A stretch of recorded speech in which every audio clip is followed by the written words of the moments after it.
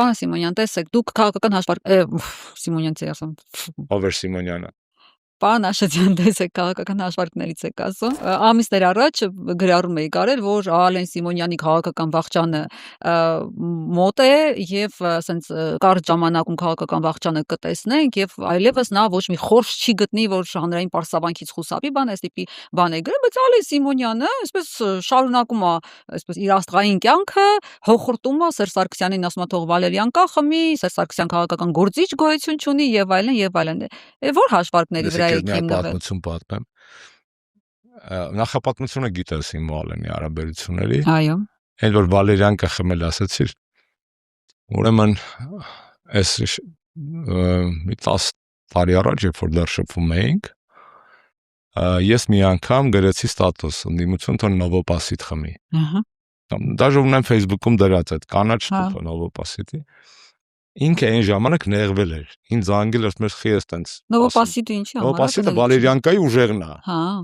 Այս Վալերիանկ, այսինքն ինքը ինչ որ անում է, կապքում է, հասկանում ես, այն ջահելական կոմպլեքսները մնացել է անտեսվածության,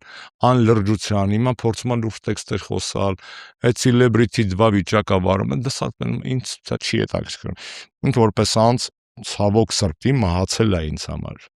Դա եղել է, քեզ ուղիղ ասեմ, իշխանափոխության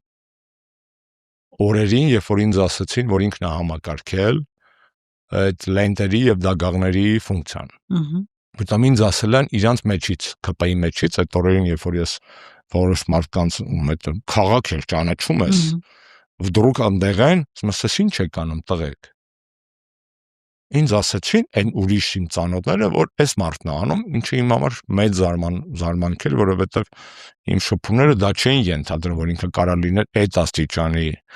անբարո գործարքի օպերացիայի ղեկավար, էլի, եւ ես այդ ուղիղ այդ խոսել ենք դրա մասին, թե հերքում էր դա։ Բայց ուզում ասեմ, այդ պահից, երբ որ այդ մեղադրանքների տարափը ԿՊ-ի ներսից ուղեցին հենց Ալենի վրա, այդ մարդկային առումով գոյություն չունի։